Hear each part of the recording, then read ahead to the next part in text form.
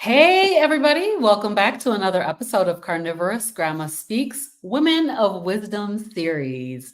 I am super excited to be here today with my friends Christy and Rebecca. Hey, ladies.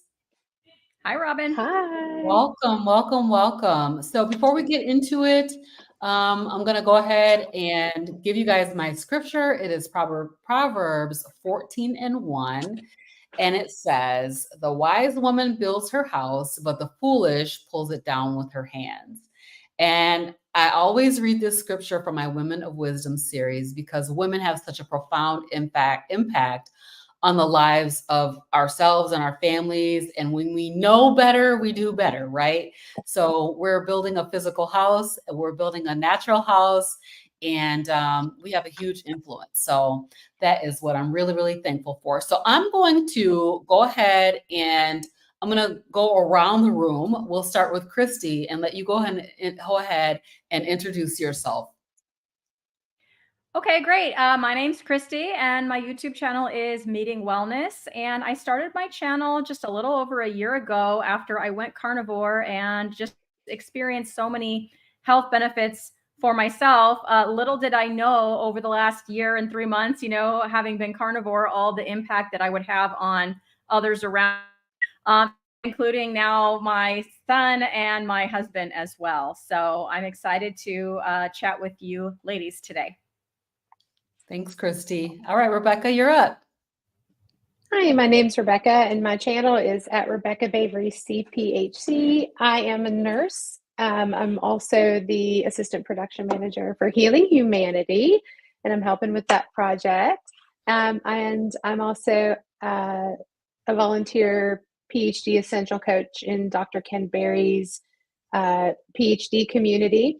And I've been on a carnivore diet since January of 2023. Some variation of it started with B, and E, the ultimate elimination.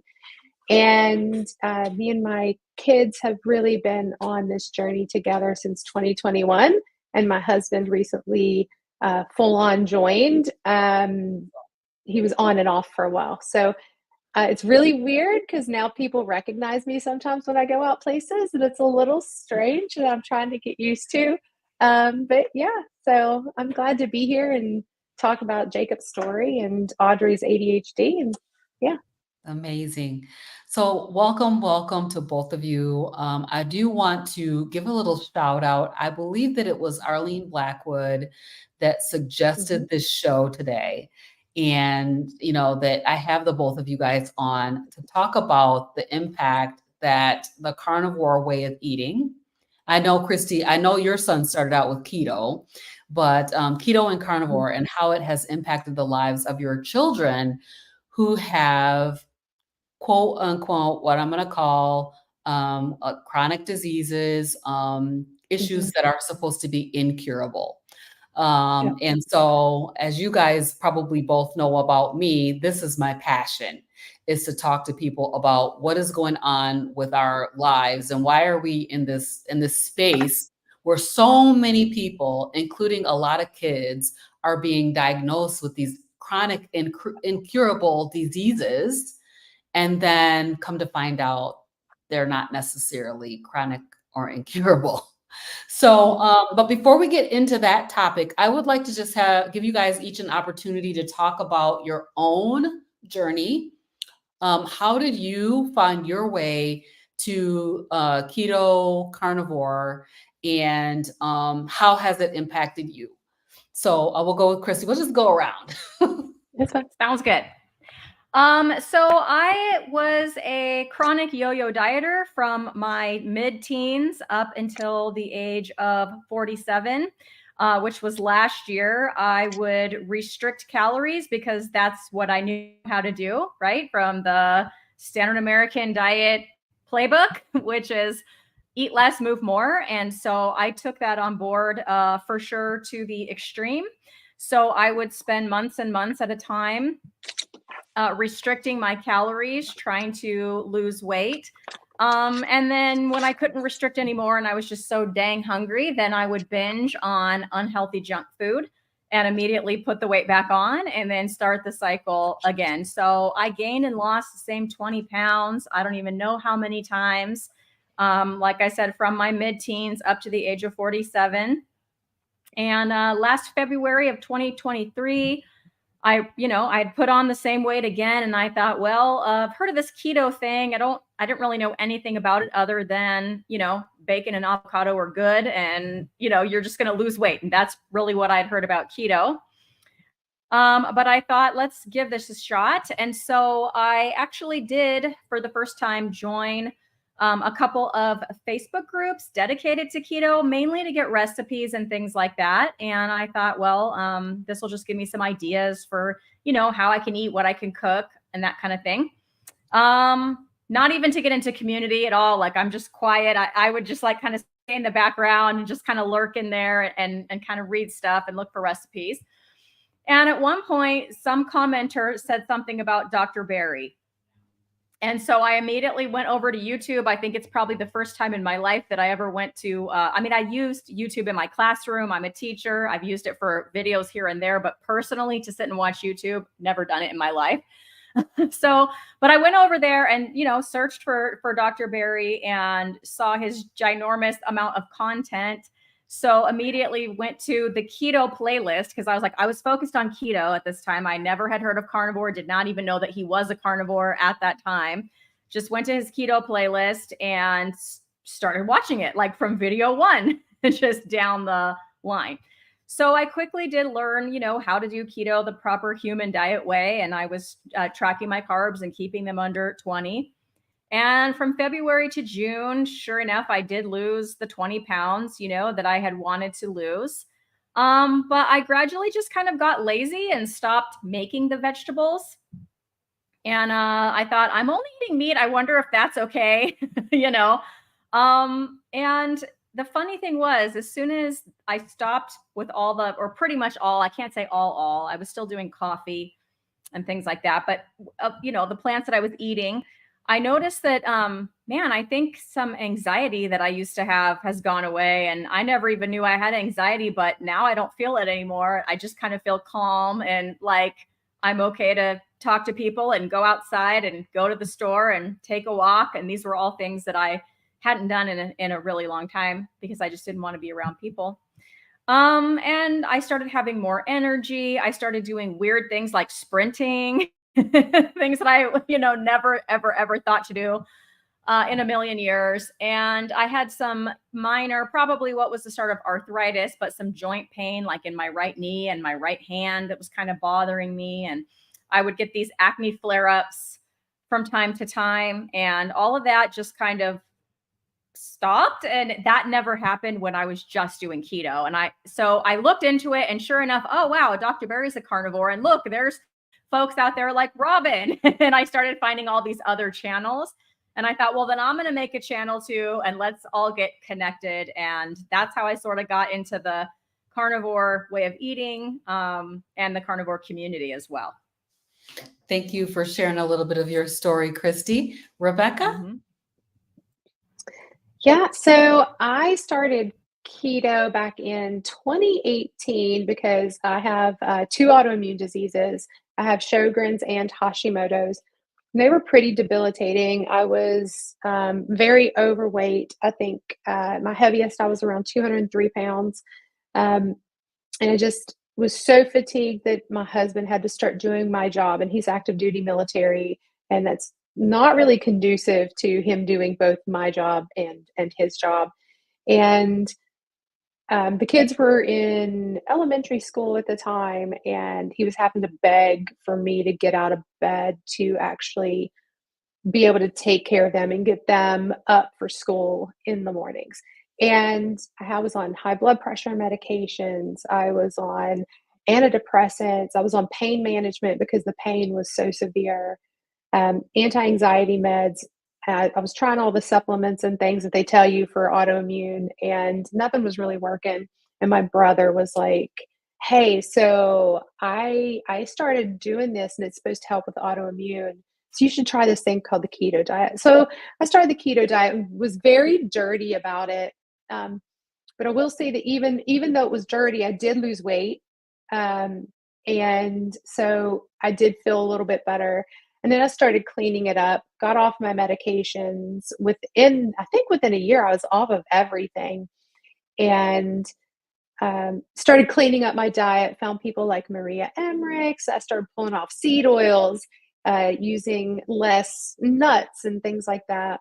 And then I kind of stalled out really during COVID. So back in 2020, everything kind of started to spiral just a little bit.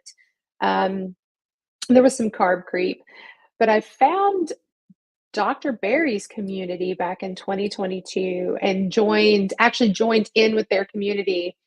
And in like December of 2022, and then 2023, they ran their BBB&E challenge. And I was like, I'm going to do this. And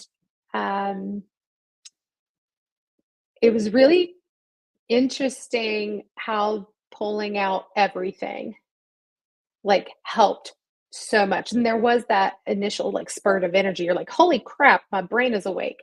Now I tell people, I'm like, I think that I have a little bit of adult ADHD now, because it's like I'm not used to having energy. So I'm also like, I don't know what I'm doing with my hands right now, because I'm like, I can go do this and I can go do that. But I started off, carnivore in 2023, early 2023, and I've been carnivore ketovore, because every now and then I throw in some crunchy water with glyphosate, is what Dr. Berry likes to call lettuce. So I'll have a salad or something here and there.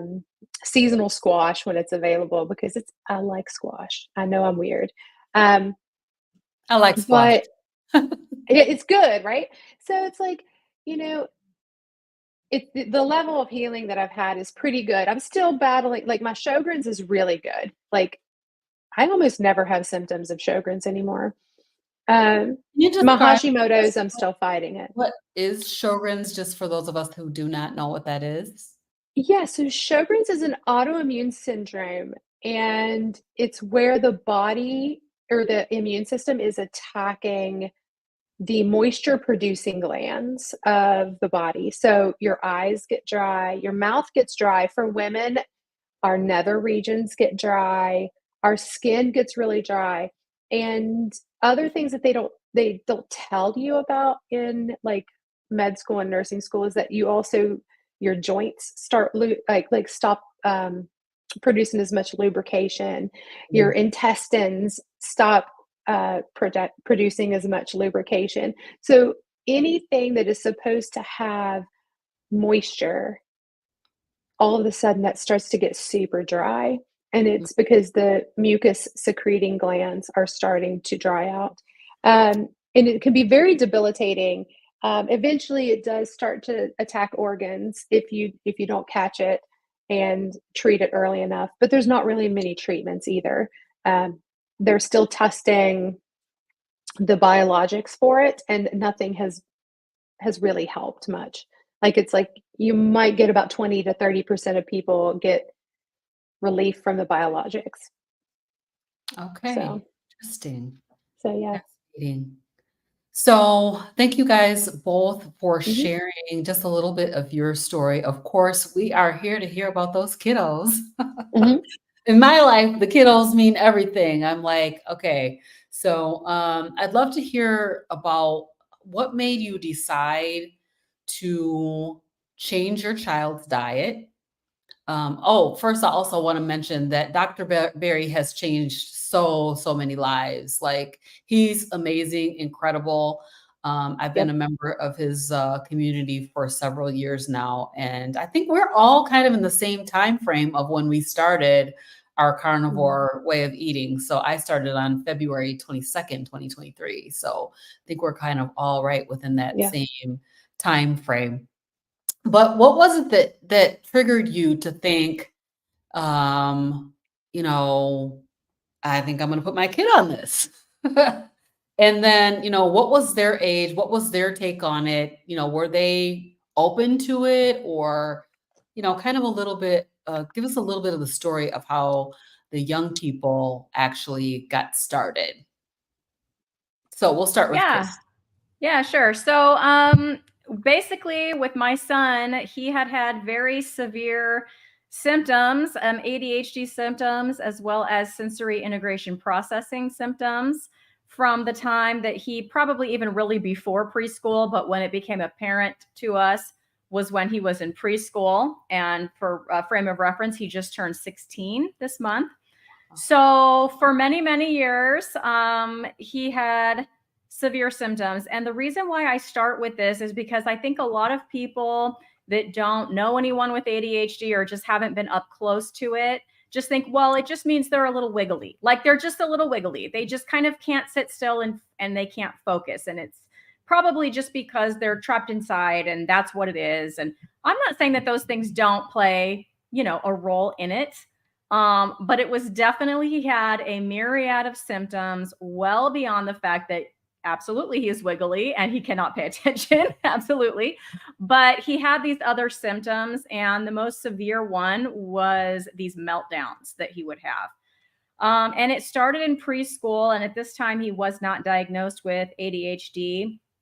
But it was in the afternoons. He would just lose his mind. He would be on the floor, screaming, kicking, and they would physically have to remove him from the classroom several times a week. And it was at that time that we took him to an occupational therapist who diagnosed him with the sensory integration processing, which I think is where my son and Rebecca's kids have some overlap with that. Mm-hmm. And it was in all 5 senses. So every textures, everything, sounds, things he could see. If there was a little light or something, it was too much. It was overwhelming for his senses. So you can imagine being 3 years old in a room full of other 3-year-olds. And by the afternoon, he had just had it, right? So he's pitching a fit on the floor. And so we try, this is a really long story, so I will try to skip ahead. But, because of that, we paid for the occupational therapy out of pocket. And she was great. This is no shade on her, but we saw no improvement.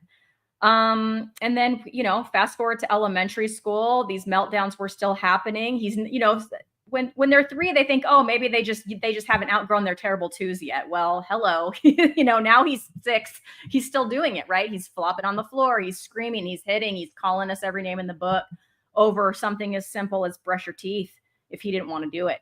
And so it was very, very difficult at home. It was difficult going to family gatherings, in addition to having a hard time at school, having a hard time knowing what personal space means, always in trouble for getting into someone else's space, for touching other kids, that kind of thing. Also, another symptom is, of course, I would be blamed a lot for my poor parenting, and it was just my poor parenting that was why my kid was behaving this way.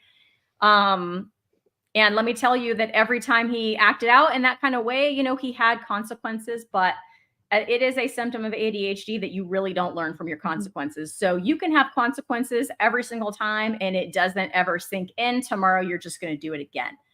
So he definitely had that symptom, a lack of organizational skills, tasks, complex tasks were like climbing Mount Everest. He couldn't seem to get it done. His academics started to slip, as the tasks became more demanding.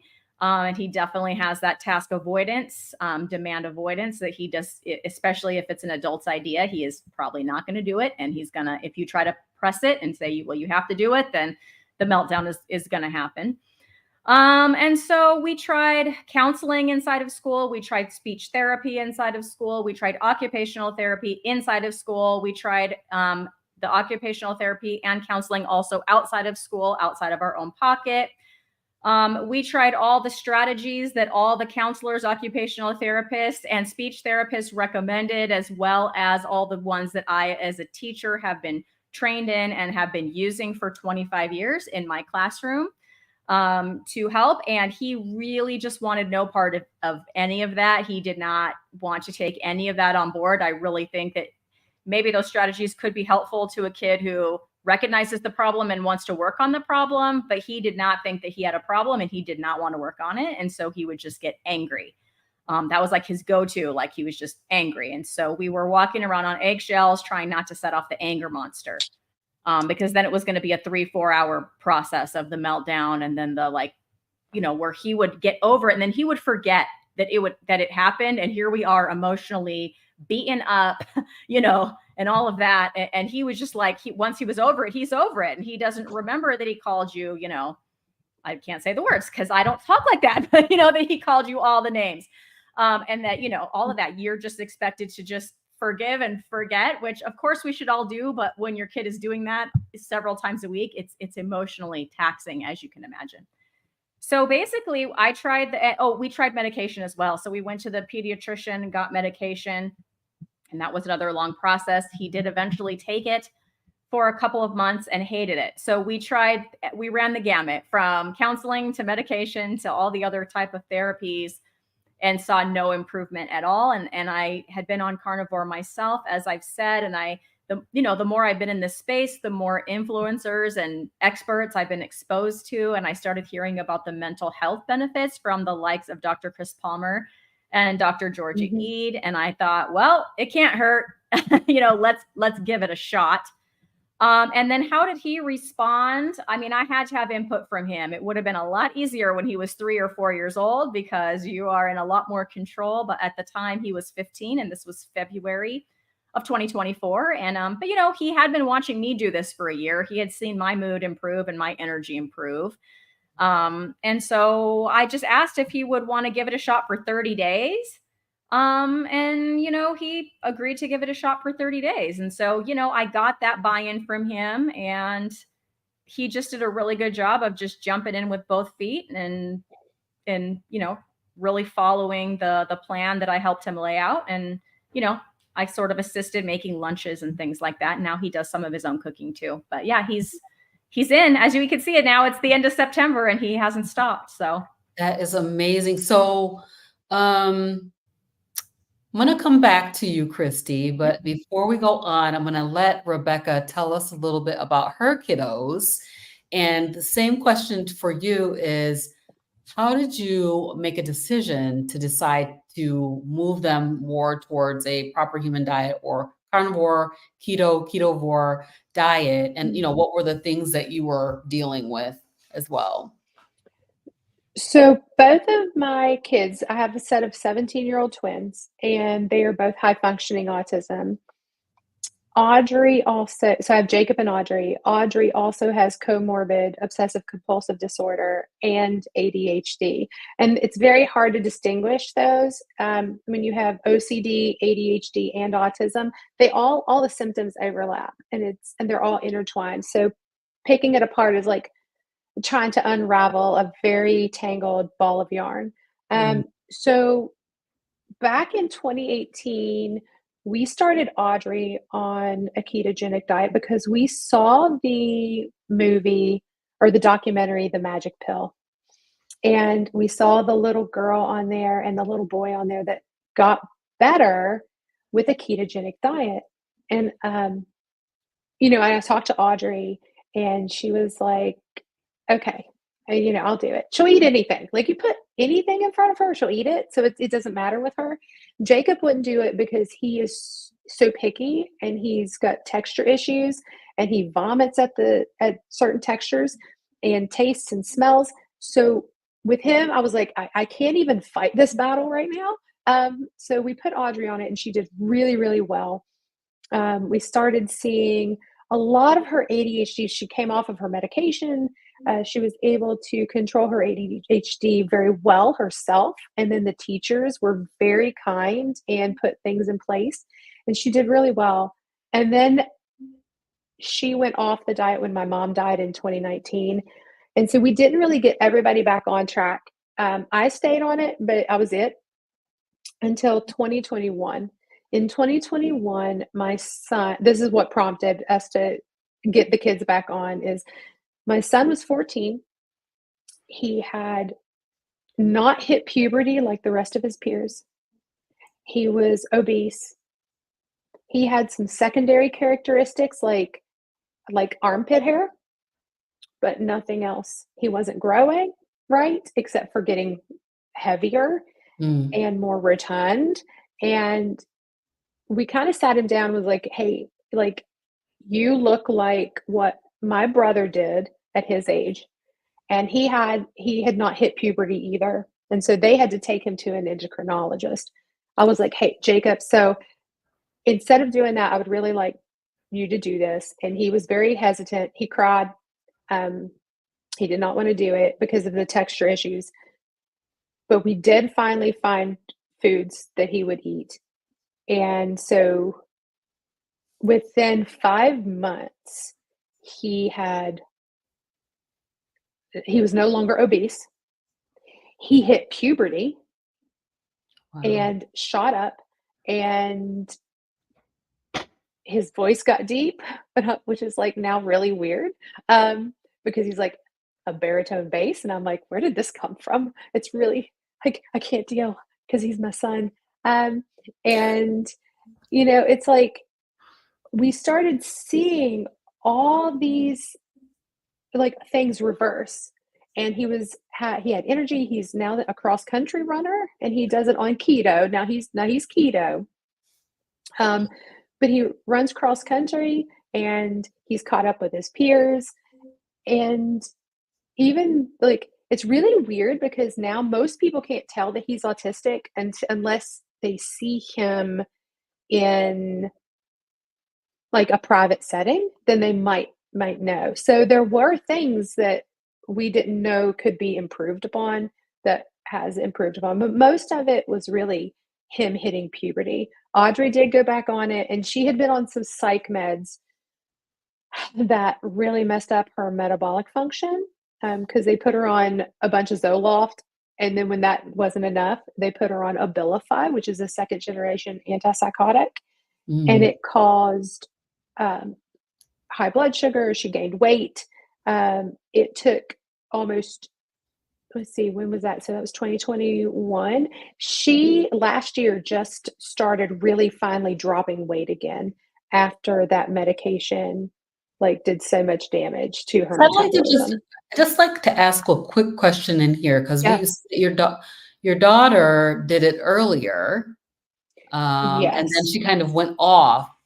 So did you Mhm. see like a regression in her Oh, during yeah. when she went? Yeah, Oh, curious. it was really bad. It was really, really bad. Like she tanked psychologically. So she ended up having to go on a bunch of antidepressants and ADHD meds again. Like it's just a complete reversal.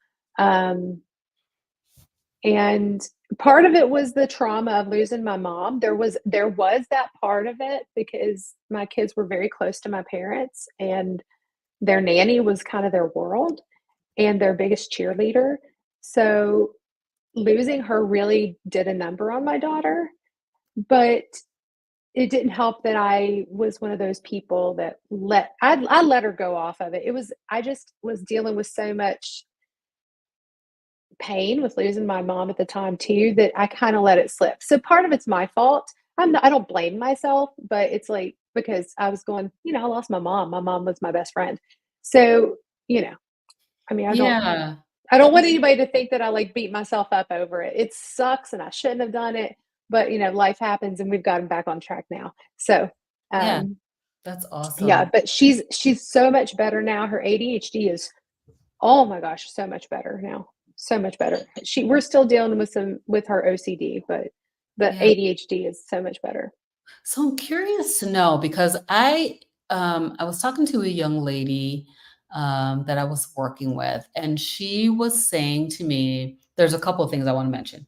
She was saying to me that autism is not like a disease, like a disease state, sort of like you know, something that you got because you ate the wrong food all your life, type of a thing. Yeah, yeah. Then I had a conversation with Dr. Chafee where he was saying that he's seeing a reversal of autism symptoms, such as, non-vocal and other variety of autism symptoms Yes. by being on a proper human diet. He, of course, is an advocate for carnivore, 100%. But, so this is interesting. I find it fascinating that I'm not sure I'm not sure what kind of syndrome autism is. I probably maybe need to do a little bit more research on it to see what is it they're saying that it is, if it's not like a disease state.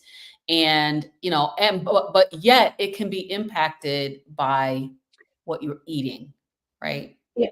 So it's a neurodevelopmental disorder. And it's because the neurological system gets the best way in layman's terms to kind of say it is that like the neurological function doesn't fully develop correctly. Like it's almost like the brain is miswired. It still functions, but it's kind of like the connections are in the wrong place. So you can rewire the brain, and I think it's easier to do that when you are feeding it. Oops, sorry. It's easier to do that when you feed it properly. Sorry, guys. So, but yeah, you can rewire it.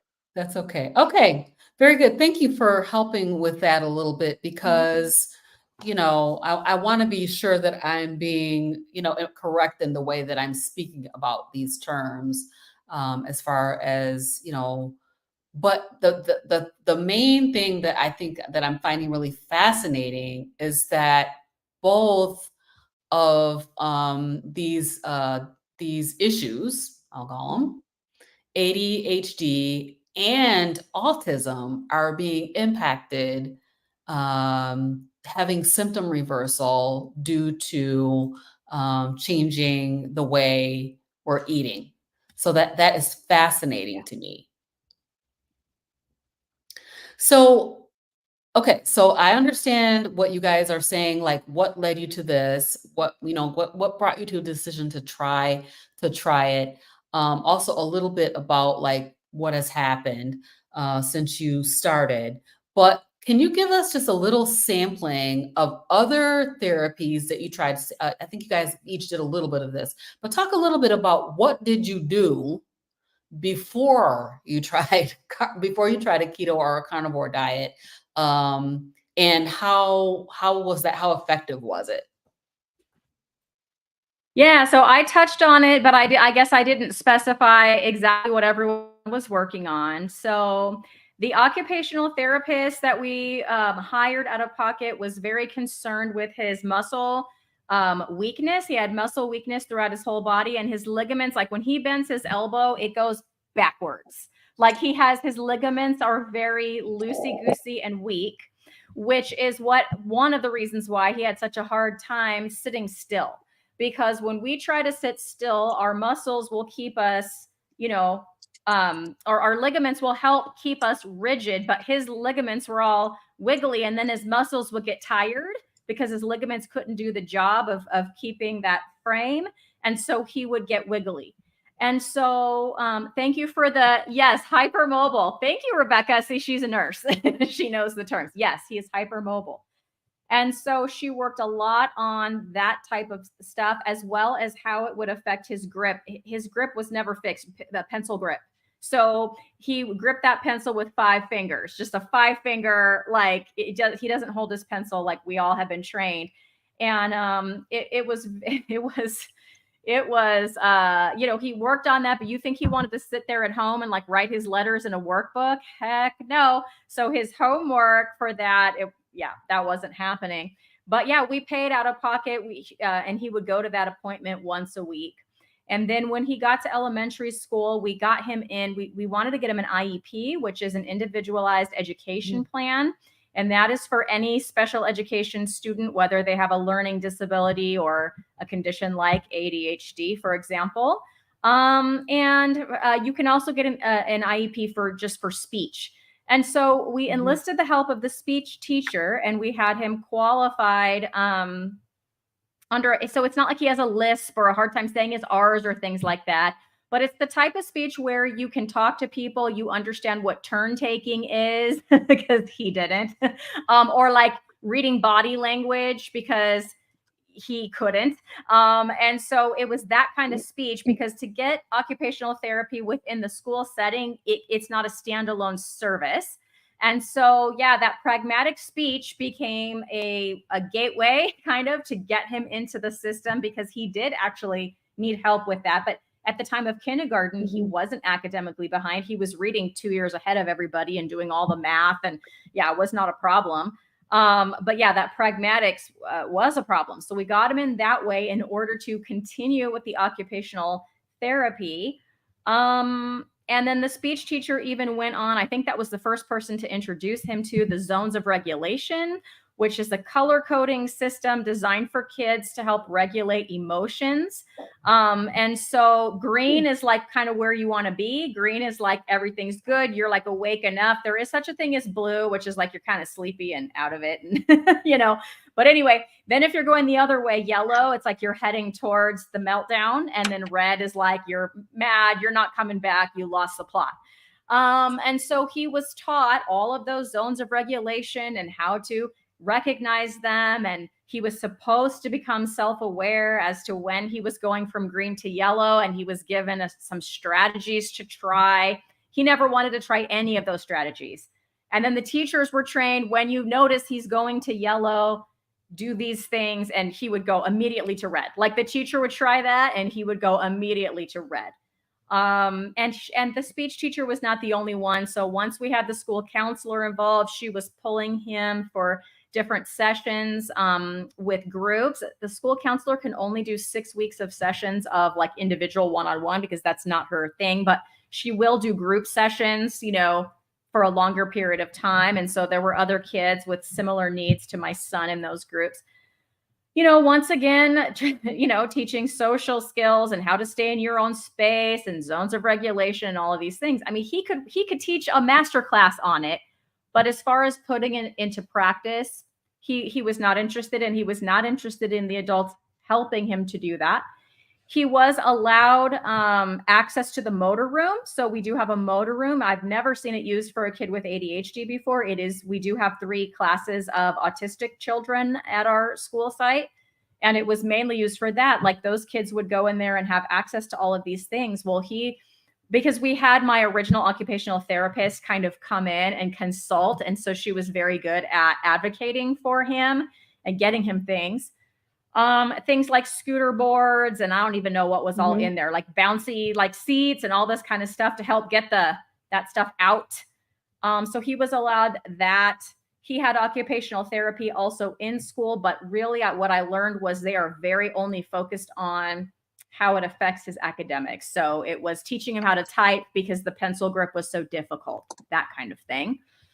And yeah, none of that helped. Then we started that's when we got him diagnosed with ADHD, was in about 3rd grade, because we took him to an outside counselor. I drove him a 30-minute one-way drive every single week to go to a counseling session that I also attended to learn strategies. And that counselor introduced more strategies like throwing ice, which is very satisfying. I highly recommend it, by the way. But you grab when you're like mad, you grab some ice and you take it out in the street and you just throw it. It's very satisfying because it shatters everywhere. And I mean, every morning before going to school, he loved it. That's the one thing he did do. It didn't keep him from getting mad though during the day. But man, in the morning, I would give him like 3 pieces of ice, you know, and we'd go out in the street and throw them and crash them. And he loved that, you know, before getting in the car and heading to school. But yeah, things like, you know, screaming into a pillow and hitting a pillow and, you know, playing a drum, playing a musical instrument and things like that. And every week was like a deja vu of the week before. So it was, what struggles happened this week? Okay, here's the struggles. Okay, let's remember these strategies. And then, you know, and then my son would explain all the reasons why he didn't do those strategies and why it was perfectly fine if he didn't do those strategies. And then the hour was up and I paid my whatever. It was like a $20 copay, I think, on my insurance. Yeah. You know, we left and we came back and did it again. And we did that every week for a year and basically got nowhere. Wow. So other than he did learn he likes to throw ice, but in the moment, you would never talk him off the ledge. If you tried talking him off the ledge, he would just go over, like he would just even faster. I'm trying to think if there's just all the things we tried at home, right? So I mentioned I have strategies in my tool belt as a teacher. These are things like visual schedules, right? He doesn't want to be told at all. If you would tell him, okay, now do this and this and this to get ready, he'd be mad because you were telling him. And if you kept telling him, he would lose it. And then we'd be very late for school. But if you didn't tell him, well, I'm late because you didn't tell me. And then he would lose it and we would be late for school. So Same you result. try this thing called a same result. And it's like, it's exact opposites, right? Like you can't win as the parent here. Right. So we had like a visual schedule with here's all the things, and then you check them off. Nope, he would never use it. We tried a visual timer. Okay, set your timer for this amount of time, and when that a timer is done, then that's the time you have to brush your teeth or to get dressed or eat breakfast or whatever it might be. We tried chunking tasks. So you can't just say, get ready for school. You do have to chunk it and say, okay, first thing is put on your clothes or whatever. And you had to chunk it like that because that was way too much. Same thing with cleaning room and that, cleaning the bedroom and that kind of stuff. Right. If you just said, clean your room, he literally would not know where to start, could not do it, would not do it. Yeah. So we tried, chunking tasks, and I've been talking long enough here, but that's a lot of strategies, right? And we had 0% success, none, Wow. 0 changes. Amazing. Rebecca, do you want to chime in on this? A little bit with Audrey. Okay, so the kids both had ABA therapy. So with autism, you are able to do ABA therapy. I don't think the ADHD qualifies you for it. And that's very unfortunate because I really think that ADHD individuals could absolutely benefit from it. So ABA therapy is applied behavioral analysis. So it's done by a board certified behavioral analyst. Think Criminal Minds, they have the same type of schooling, but instead of working with criminals, they work with children and people with developmental and behavioral disabilities and issues. So ABA therapy was very pivotal. It did help with my kids because it teaches them how to interact with other people. It teaches them how to self-regulate. And because they learn in a different way, it really helped. And even teaching my kids how to do things like understand idioms, because autistic individuals don't understand an idiom. They're like, it's raining cats and dogs. Oh, mom, it is not raining cats and dogs. I do not see puppies and kittens falling from the sky. It's a saying. And they do not get that. They are very literal. So it really did help in a lot of ways. And like behaviorally, if that makes sense, and taught them how to interact a little better. We did have to put a lot of things in place, like for Audrey. So, well, Jacob, when he was little, now he's pretty self-regulated, but Audrey had to have the visual schedule, and you could, like Christy said, oh my gosh, ADHD, they cannot do, you can't say clean your room. You have to be like, first, I need you to gather your dirty clothes. And then you are going to put away your books. Then you're going to make your bed. Like it has to be listed or it's just overwhelming. Audrey did have talk therapy for a little while. It was not really successful. The only thing that he did that was successful with her really was doing for her OCD was doing response prevention. So that was to help her not react to the intrusive thoughts. It did help a little bit, but wasn't super successful. OCD is just a whole other beast and it's kind of a butthole and we're still working through it. So, but those are the therapies that we tried. Audrey.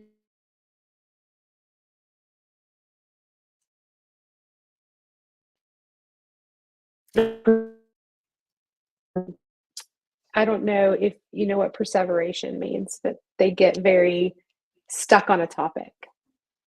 Okay. I had a little bit of glitching there for a second, so I'm not sure what I'm. I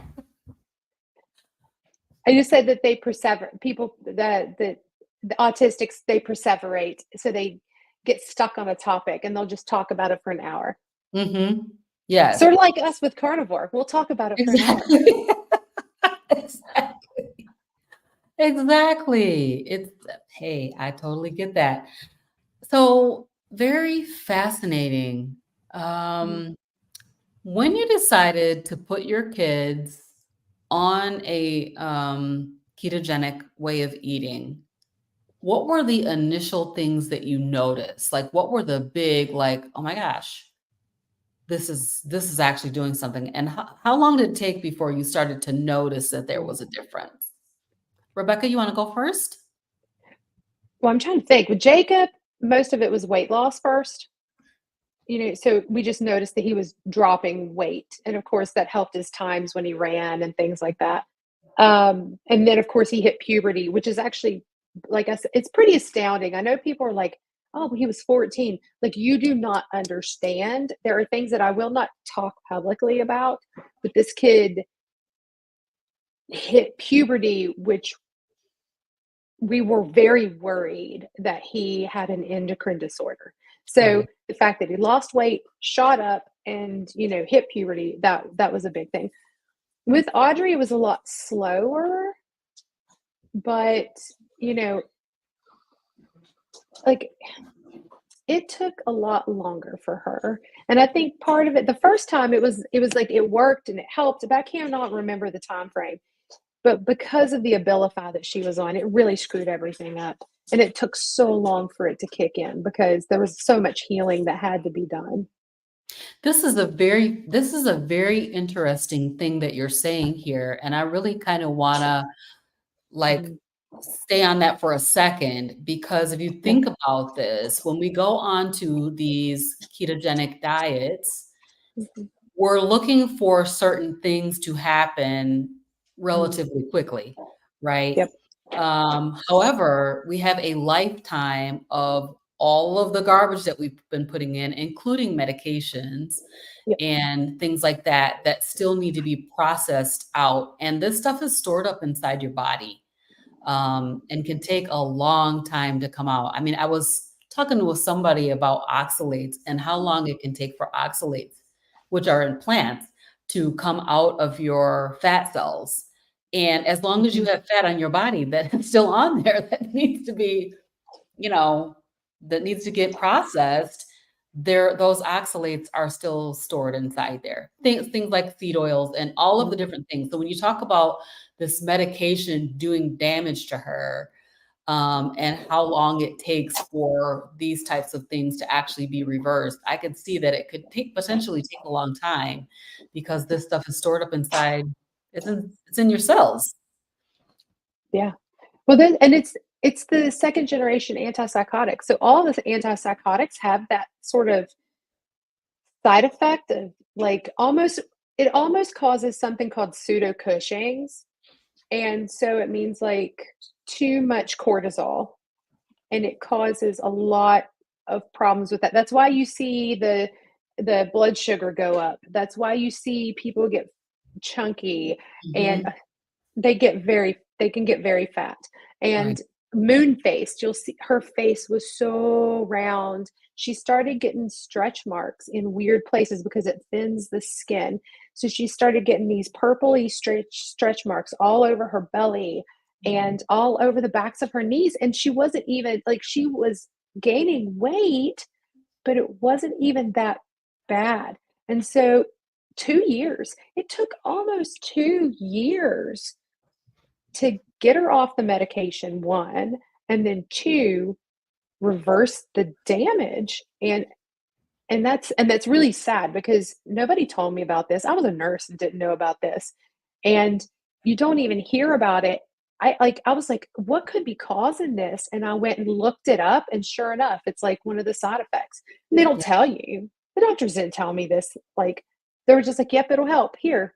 And I didn't do my due diligence. I'm a nurse. I know better. Guys, I know better. And I didn't, because I was so I mean, desperate for help. it's so much fine print, right? If you look at like a commercial that they put across the screen, they're talking so And fast you know when how they're fast reading they have to do it? to speed It's that gonna cause up this. in order for us. Yeah, the fine print. Like, Yeah. what are all of the actual side effects of And these well, things? it's a very rare side effect for that one though. It doesn't happen in everybody. Hmm. Very interesting. But All I right. swear we get all the weird side effects. Like, we're genetically predispositioned, I swear. We're like, oh, if it's gonna go wrong for a medication, it will go wrong. Oh my gosh. That's no good. Well, hopefully no more medications. That's my goal. No, I got her off. She is off of all Like, psych no more meds. medications. Yeah. Yes. So I want to ask Christy, what was the first thing that you noticed with your son when you put him, when he decided actually to go on a ketogenic diet? Yeah, and I'll answer that, but I'm hoping we can talk into too, like the foods that he started on and why, because it was very tricky, but we did it. But yeah, so the first thing I noticed was literally within the first week. I didn't know what I was going to see. I didn't have any expectations. I was just hoping he'd stick to it for 30 days and then hope that something good would happen so that he would continue on it, knowing full well that it could take longer than 30 days. But yeah, within the first week, I'm sitting there on the couch, I don't know, probably editing a YouTube video or something. And out he comes from his room carrying like a trash bag.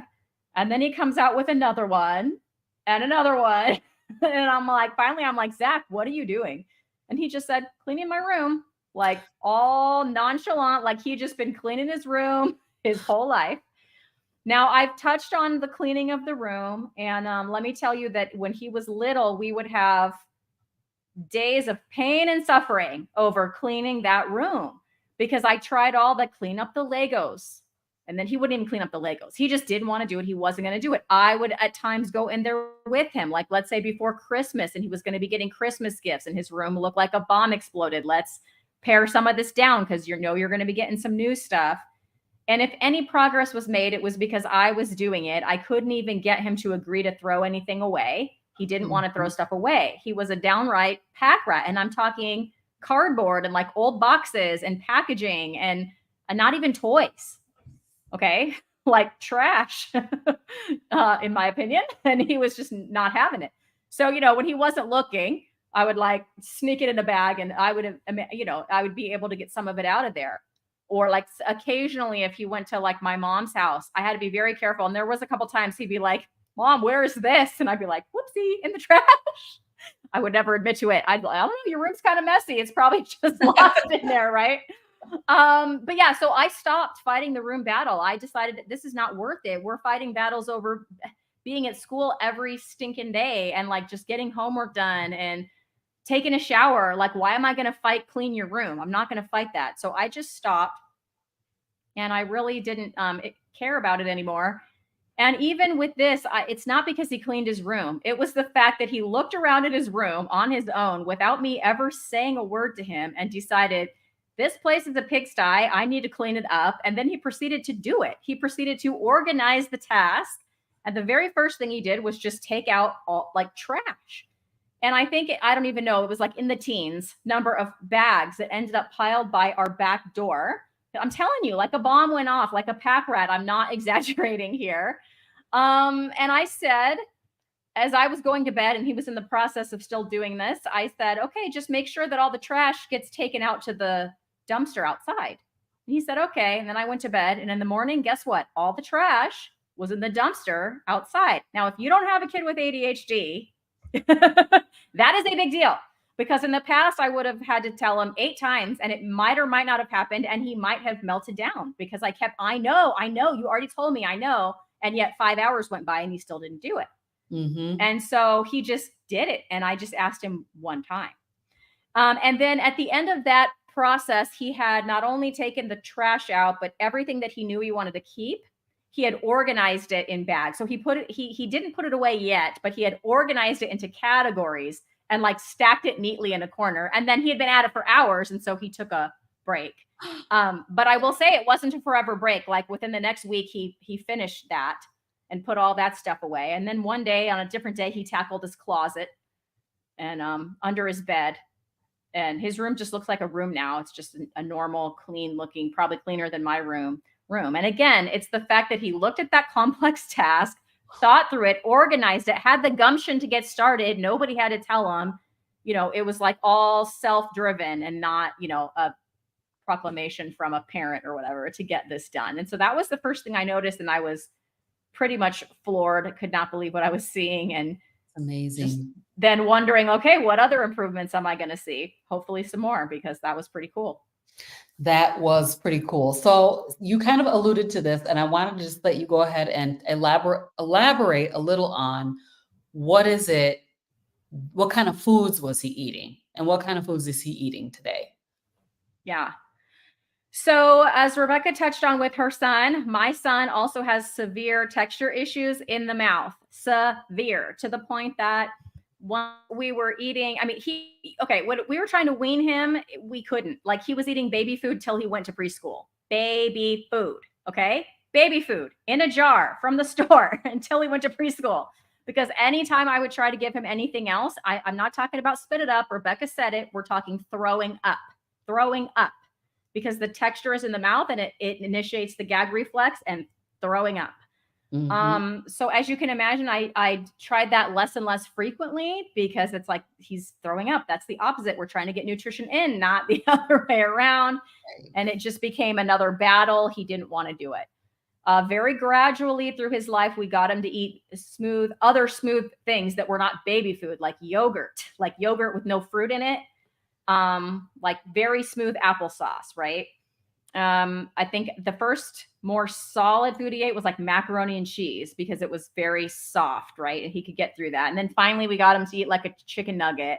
And then he would eat pizza as long as it was just cheese pizza and like cheese quesadillas. But even at the age of 8 or 9 years old, he was eating a cheese quesadilla one time and like everything came out onto the table. And he's like, something's in there. And I thought, what's in there? And it was a piece of rice. He could tell that there was a piece of rice in his cheese quesadilla, and that texture set it off. And so very, very extreme. And so it's not like on February 1st, he started eating ribeyes. Not going to happen. Like, first of all, he had not eaten very much meat other than processed chicken nuggets. That was pretty much his only meat. And then eventually he did eat like pizza with pepperoni on it. That was it in terms of meat. And so we started him off by doing like substitution foods that I would make. And the reason I say he started keto is because I didn't know what to call it, Robin. I didn't have a plan other than let's get this kid into ketosis. Granted, I was not sticking his finger, but let's get him high enough fat that I'm pretty confident he's in ketosis. And like, however I can do that is how I'm going to do it. I wasn't like dead set on being carnivore. But when I say keto, I'm not talking vegetables. We never did that. He never really ate those. But just whatever that was going to take. So we started with these, he used to like Hot Pockets, which are like very highly processed freezer food, pepperoni pizza pockets. And so we made him like a ketovore. I would call it a ketovore version. So it was like a slice of, mozzarella cheese, some pepperoni, some, Italian sausage, a little scoop of low carb marinara sauce, and then another slice of mozzarella cheese baked in the oven.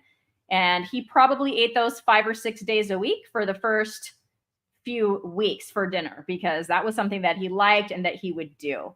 We had already at the previous Thanksgiving to him even doing this, he had tried pork shoulder in the crock pot at a family gathering at Thanksgiving, and he actually liked it. So I made him one of those because, it's a lot softer. It's like not a steak. It's like very soft and easy to eat. And there's a lot of fat in there. So it just kind of goes down easy.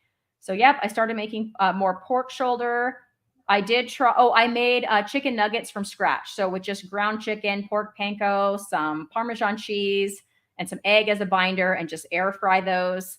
He really liked those. And then from there, I tried a chuck roast. I'm like, well, he likes the pork shoulder. Maybe he'd like a chuck roast, right? And so he did like the chuck roast. And now I think he likes both, but I think the chuck roast is his favorite. He does request them. And if I tell him, hey, I'm making a chuck roast, he legitimately cheers. He's like, woohoo! He's all happy for chuck roast.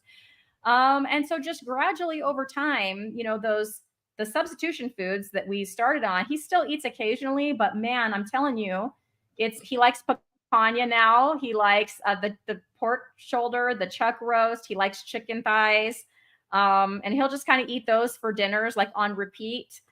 For breakfast, like this morning he came out. I don't always make a breakfast on the weekends. It just depends. But I hadn't made him breakfast yesterday, and he came out asking for his eggs today. Mom, can you make me some eggs? Sure. So he loves eggs and sausage with butter.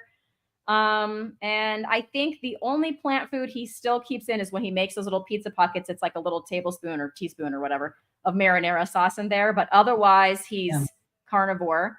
At the beginning too, he was really worried about losing his dessert because he used to eat ice cream like pretty much every day. After dinner, he'd have a couple scoops of ice cream. And so I played with some ice cream recipes. We never found any that he liked.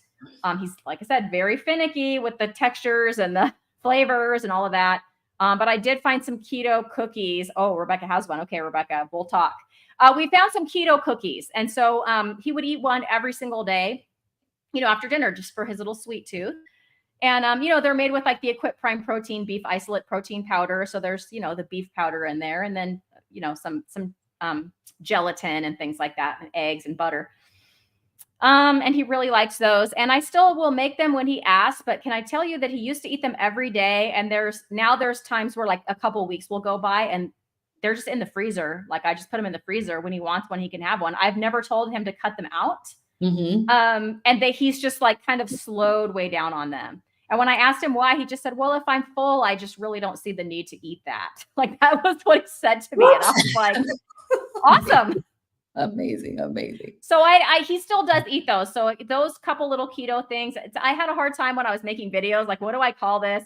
I'm probably going to get hate from like the pure carnivores because, he ate a scoop of marinara sauce or whatever. So yes, I did go in with the intention of probably would be more keto. I'm actually very pleasantly surprised at like the volume of meat that this boy eats. Yeah. Because he does really like it now, and he'll request meat instead of the pizza pockets. I'm like, there's stuff in there for pizza pockets. Like, can I have picanha or whatever? So I'm like, absolutely, I'll share my picanha. I love it, kid. So absolutely love it. Okay, Rebecca, what are your kiddos eating? Well, Audrey will eat whatever I put in front of her. So what I make, she eats. So she's pretty much ketovore. So she loves taco stuff. Like, so there is some pico and some guacamole and sour cream. Like, well, sour cream's carnivore, but it's like, she wants, if she's going to have like an omelet, she's like, yeah, even her burgers. She's like, I want a fried egg on it, and I want some pico, I want some guac, and I want some sour cream. And it's like a burger that's like stacked this high. Like that's her. So she'll like I said, she'll eat anything. Jacob, on the other hand, was my hard one because like with Christy, texture. So he still is a creature of habit. So he eats a pound of bacon for breakfast. We started him out on chicken wings because he would only eat like chicken nuggets, and we would try desperately to make like Maria Emmerich's chicken nuggets and things like that, but she uses a lot of almond flour, and that texture, that grit, it would make, he's like, I can't do it. So we ended up getting him on chicken wings, and now he does chicken thighs.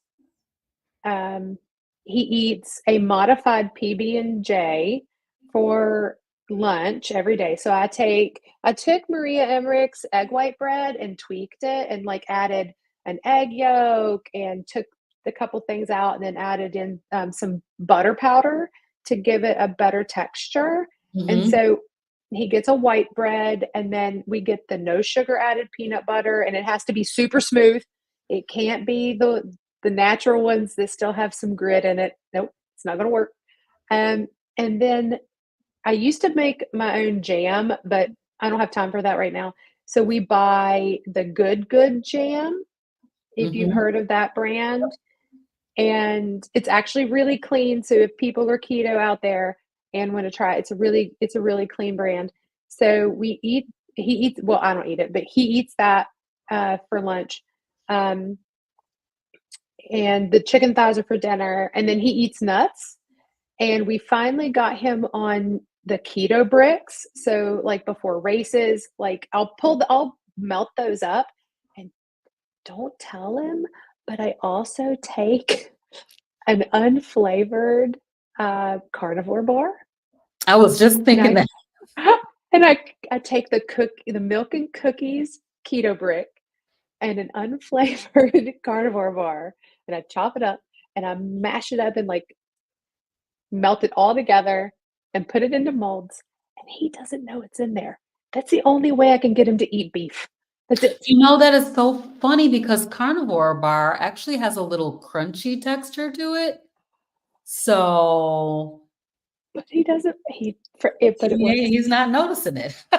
I'm super happy about it. Like, and That's it must be you delicious. know, well, because I also give him like beef liver pills from Equip Prime, and because he just doesn't get enough red meat, Mhm.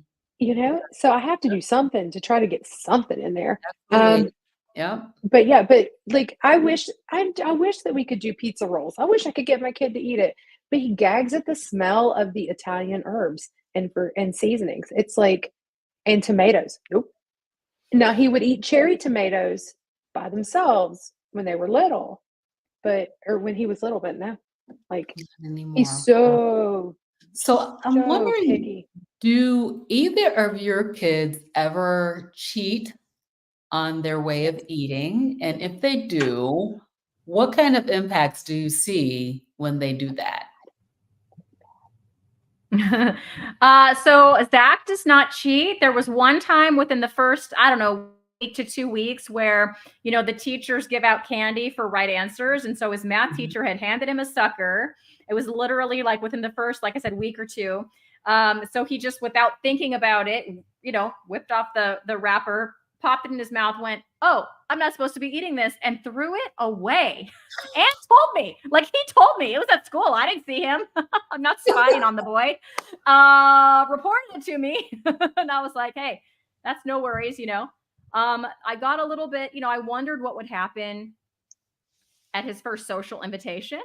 And I just, he was invited to a friend's house, and I said, "Do you want me to send food?" Because they were going to be having, pizza, chips, soda, all the teenage, Mhm. unfortunate staples.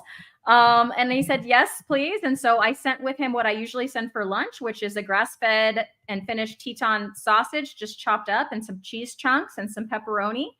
Put them in a little bag and sent him. Same thing as with the keto cookies. I did not say, "Now don't you go eating that pizza." Like, I didn't say anything. I just said, "Here's your food that I packed for you. Have fun with your friends." And again, I'm not spying on him, but he's like, "No, I didn't, they ate it. I just ate what you sent me." And I mean, I didn't notice any weird behavior. Like, he was still seeming the same. He didn't have a meltdown or, anything like that. And, before this, he was still melting down at 15 years old. He was still having these meltdowns. Um, and so that has been, I think we've had incident, one incident Mhm. since in the last however many months that is. 9 That's months, one amazing. incident. And we're talking, it was 3 times a week. That is Nice. amazing. Mm. So, My kids do.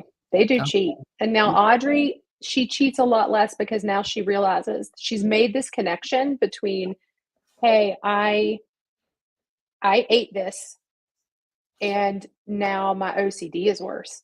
And that was really good. So now because it was very recent. She's like, I ate popcorn at a movie, and I and my anxiety has been really bad ever since. So she is still recovering from that. And she's like, it has to be that. There's no other thing it could have been.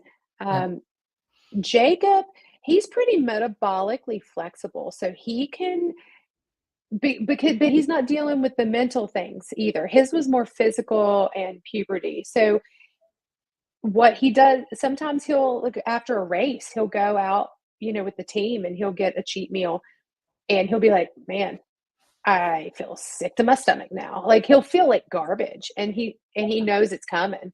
And I'm like, "Well, as long as you know it's coming and it doesn't affect like how you're acting, then that you reap what you sow." And because I want them to choose this lifestyle. So, and they're 17, and he's got his own money. And so I need him to choose it. And for 90% of the time he does. And so I think I feel like I've done something good with that. But, Absolutely. with Audrey, I I think that if I was like, "Okay, you can go off this tomorrow," I think that she probably would do it. But with me being the one controlling the food, you know, she knows it'll be bad, but I think she doesn't have the self-regulation isn't there for food. Like, she still has a food addict like sugar addict mindset in some ways. So I have to be very careful with her. I can't leave, like, we just don't have stuff in the house. Like, because I know that it would be gone. Yeah, I hear you. I absolutely do So, hear you. Well, wow, this is just absolutely fascinating. There's a couple of comments I want to put up. mhm. I know that you guys have been answering things in the background, but let me pop this up right here. This is Ariana Heron. This is my daughter. And she's saying, I figured with the last name. yeah, thank you for sharing your story. I'm so sorry your daughter had to go through this. As a PCP, I go through the most common and most catastrophic side effects of medications with every patient. However, as stated, Cushing's syndrome is a rare adverse reaction. With consistent follow-up with patients, we should be able to recognize and address this when it occurs. So that's good. And then Haramis is here. I think did he say Germany? He or Russia, yeah, I think. Russia, I think. Okay. My youngest daughter most likely has ADHD. We went to a therapist. He prescribed an antidepressant. I want to switch her to a meat-based diet, but she secretly buys candy in college on her scholarship. That's so Any hard. advice for her? That's hard. When they're adults, it's hard. It's very hard. The only way I think that my son made the decision is because he watched me do this for a year, and it did positively affect him. So he does play the drums in his school band. And when he, the last year before he started, but when I was definitely carnivore, I was at every football game cheering on the band, and that is way past my bedtime. And he knew it, but there I was with energy and, cheering and all of that. And he was like, what's going on? And then many of you heard my story about the amusement park. It was that son that got invited to that amusement park. And normally I just would have said, no, you can't go. But here I am right out of my mouth saying, sure, if I can go, you can go. Wait, what? It surprised me. Like, I didn't expect that to come out of my mouth. So he had been experiencing mom having more energy to do things with him than I ever had, that I'm sure he could ever remember. And I think, perhaps that, and he'd been hearing Dr. Barry in the background of his life through my computer for the last year. I had to get buy-in from him, but once I had it, he's a teenage boy and he has to be cool. So you can't get him to tell you. He'll talk about it, but he's like he doesn't tout the incredibleness of it, but I think that he does experience it on the inside, because after the first 30 days, he was just like, yep, I definitely want to keep going, And after that, I didn't ask him anymore, because I was like, you want to do another 30 days? And he was like, yes. And then I didn't ask him, and it's just become what he does, but I think that's awesome. I mean, so many of us have had that same experience, right? At the 30-day mark, it's like, wait a minute. I know I went on it. I was going to go on it for 90 days. At 30 days was the day, like day 31, I knew I couldn't go back to whatever way I was eating before, which was struggling to get back on keto, Isn't that fascinating though? It's like nothing tastes as good as healthy feels. Right. And most of the people that stick with it because we have to. It's like, you don't want to go back. I don't want to go back to being almost bedbound. Like, right. I think about this, like, how many years have I been doing this now? So 2018. So over 6 years, where would I be if I was almost bedbound in 2018? Right. Would I be on hospice right now? I'm a hospice nurse by trade. So now I'm like, would I be on hospice with autoimmune diseases that are killing me? Like, where would I be? And it's almost scary in a way to look back. Like, that one decision changed an entire trajectory of my life. Yeah. And I'm sure that's with you too, Christy. It's like, and you, like, and Robin, like, it changed us in such profound ways. Absolutely did. So I just have 2 more questions, and I want to ask you guys, have you had any resistance from anyone? I'm thinking in terms of like medical practitioners, family members, friends, who have had a thought about what you should be doing with your child. And what, have you guys had any pushback or any people who have concerns with your child or children being on a proper human diet?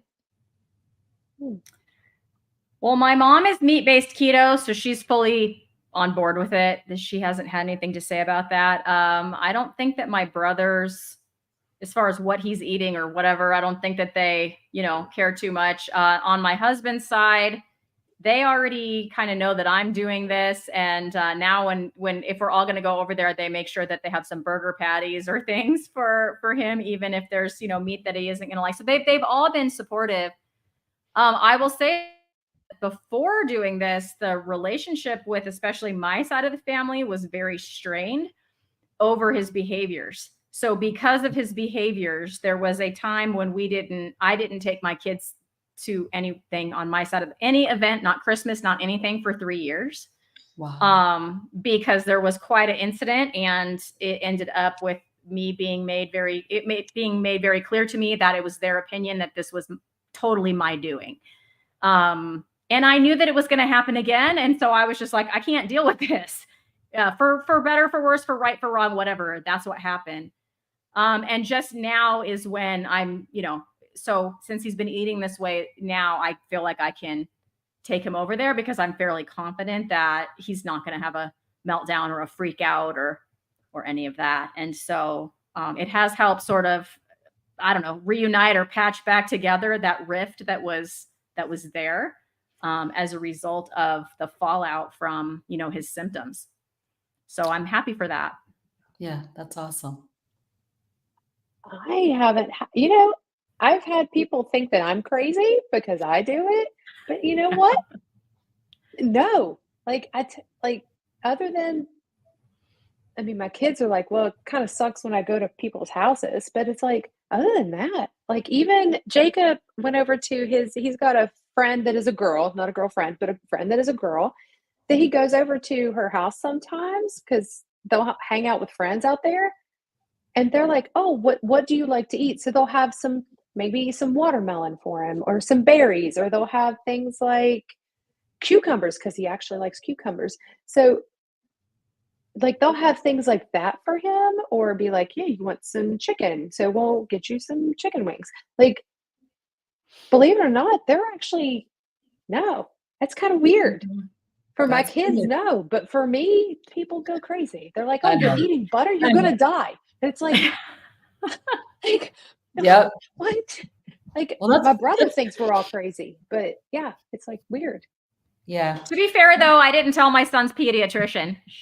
I didn't tell him. Hopefully he or she is not watching. Yeah, I seriously doubt if he is. If he is, he knows now. Yeah. I mean, I'm like a vegan, and I said this on Dave Mack's channel. I'm like a vegan. People know I'm carnivore. I'm like, we don't eat carbs, guys. We don't. Just letting you know. That's right. If you don't like it, like that. If you're not going to tell the people eating the donuts to stop, don't tell me to stop eating butter. So just stop. Just leave me alone. Let me do what I do. Mm-hmm. Right. That is the thing, is like, nobody says anything when you're eating a whole bag of chips. Mm-hmm. You know what I mean? They're like, or McDonald's every day. So, yeah. All right. Here's my last question. What advice do you guys have for parents? So as I was sitting here listening to the both of you speaking, I'm thinking about my 11 grandkids. And some of them have some of these same things going on. I'm thinking about the meltdowns and turning over tables and kicking things over, all of the things, like the inability to control their emotions, and those struggles that they're having, that, I mean, clearly are obviously not necessary for them to have. It's probably because their diet is trash. Sorry, people. Sorry, daughters, if you're here. Because they're eating foods that are not contributing to their healthy mindset or their healthy state of mind. So if you were going to give advice to someone who has kids that is considering it, maybe they're a little nervous about it. Maybe they're a little worried about it. They're worried about those people, what people are going to say, or they think it's too expensive, or all the different reasons why it's too hard, like it's too much work, right? So if you were going to give advice to that person, what would you say? And we'll start with Christy. So I would first start by saying that I was that person. Earlier in my teaching career, I've been teaching since the year 2000, and I didn't have kids until 2005. So the first 5 years of my teaching career, there I am. I was married, but no kids teacher. And I would hear the parents talking about don't feed your kid red dye. And in my head, I'd be like, that's such baloney. It's not the food, it's your parenting. I totally had those thoughts. I didn't say it out loud. People said to me out loud, but I for sure had those thoughts. And I never, ever thought it was the food. I had no idea about nutrition, just calories. I just knew about calories. I didn't know about seed oils. I didn't know that fast food is necessarily bad for you. Just it's calories and just eat food. I just didn't know the first thing about it. And then, I got into this way of eating and I started seeing the benefits for myself. So if you are thinking about this at all, I would definitely say to read Dr. Chris Palmer's book and Dr. Georgia Ead's book, because I read it after the fact. I got my kid on this diet and then I read those books to think about, okay, why is this happening? Because they go through all of the brain chemistry and how changing your diet like this affects brain chemistry. And so those books were just very educational to me as far as, I already knew it worked from a personal level, but this was from a scientific perspective, why this works. And then I would also say trying it for 30 days. I mean, it's not going to hurt your kid and you might, have benefits. For me, having my kid have meltdowns and, in the principal's office every week and all these things, that was way harder than making him some healthier, chicken nuggets or some pizza pockets. Those are foods that he would like. And I would not worry about that, because there are some very strict, it has to be grass-fed, grass-finished beef. Okay, maybe that is better, but there's no way that my son is going to start on that. There is no way with his texture issues. And thank you, Robin, for putting those links up there. But with his texture issues and his palate and what he would eat, those all had to be taken into consideration. And so, I just adjusted and found recipes, and they actually were not hard. The pizza pockets that he still does like to eat, he makes those himself. So it's not hard. Even the chicken nuggets they're not that hard to make. Or I would do chicken tenders with the actual chicken tenders and just bread them with pork panko and things. He liked those too. So, and then another thing I would do is because I never thought the boy would eat eggs. Here he is eating eggs almost every day now, scrambled eggs. But I started with the carnivore pancakes, which you can make just with eggs and cream cheese, or I'll even throw some of the Equip Prime protein powder in there. And we started on that for breakfast first and just roll them up with some butter. Man, he loved those.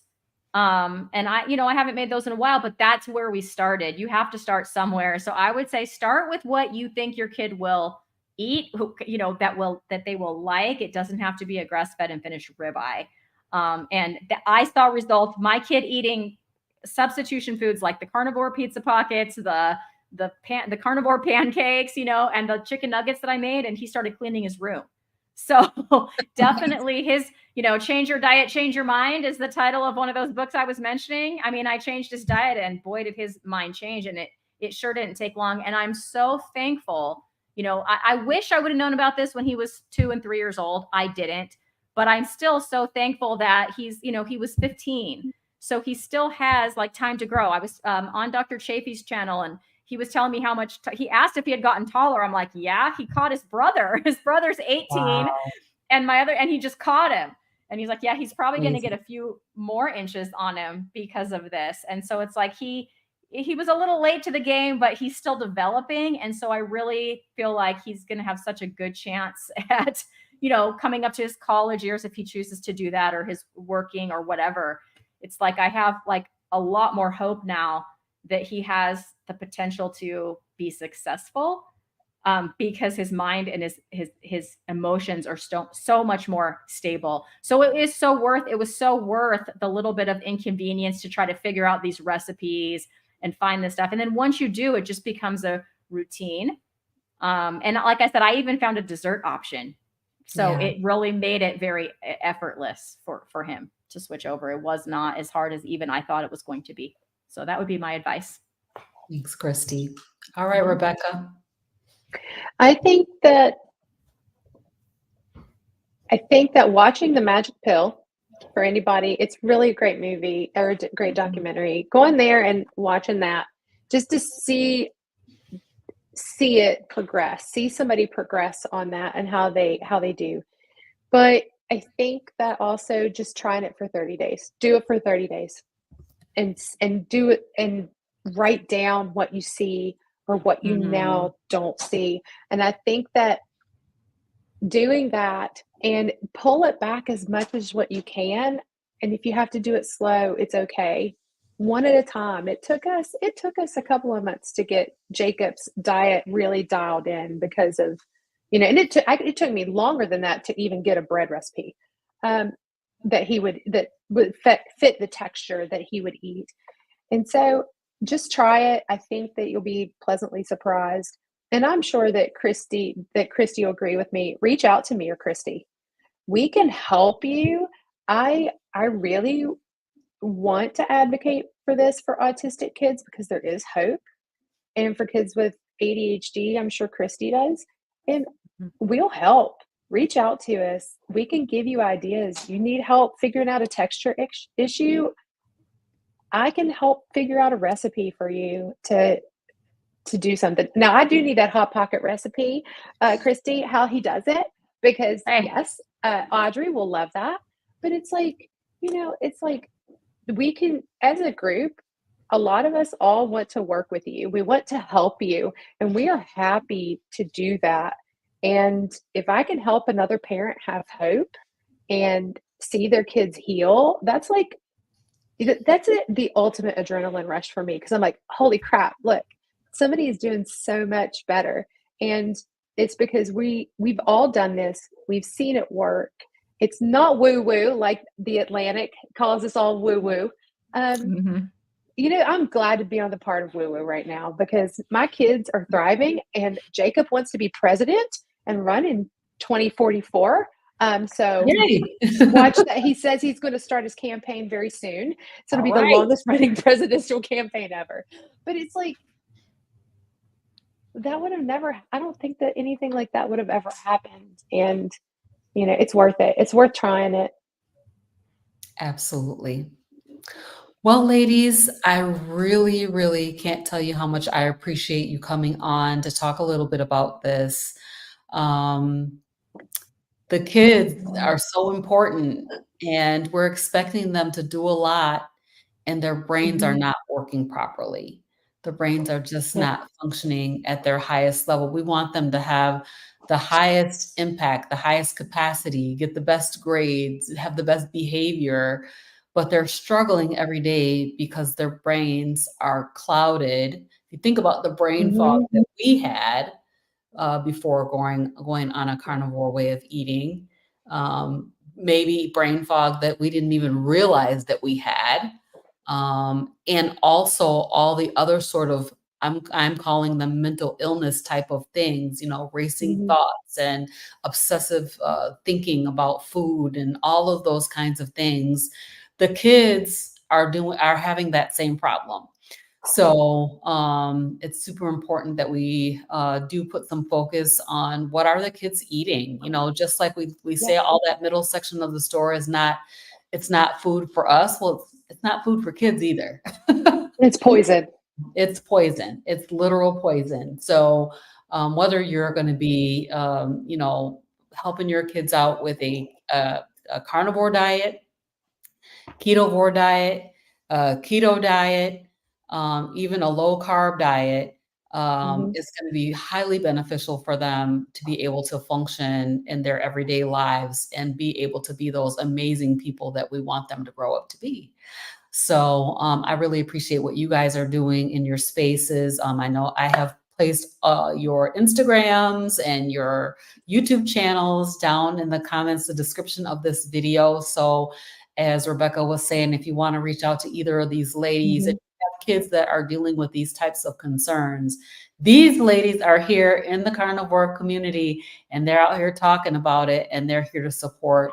They have their communities that they're building up, and it's just the carnivore community, the carnivore space is absolutely fantastic community. Everybody's super supportive. So feel free to reach out to either one of them. I did drop the 2 books that Christy mentioned down in the links of this, in the comments of this show today. So, and I'll make sure that that gets into the description box as well. So, thank you, ladies, for coming. I appreciate both of you. Thank you for having us. Me. Mm-hmm. Yeah. Yep. This was a great idea. So Arlene, I didn't see Arlene in the chat today, but Arlene, if you end up watching this video, I believe this is all because of you. I'm pretty sure it was Arlene. I'm like 99% sure. I should have screenshotted the comment. Yeah, I'm pretty sure it was too, because she said the same thing over here on my channel. So thank you, Arlene. So cool. This was a great conversation. And I would love, though, I want to put this little teaser out there. I would love to have an opportunity to talk to your kids. So maybe we can work something out there. We get them on and have them in here and talk about really how it's benefited themselves. Because it's one thing to hear the story from mom, but it's totally entirely something else to hear directly from them. So thank you so much, everybody. I hope you have enjoyed this episode of Carnivorous Grandma Speaks, and we will see you guys next time. Bye, everybody. Bye.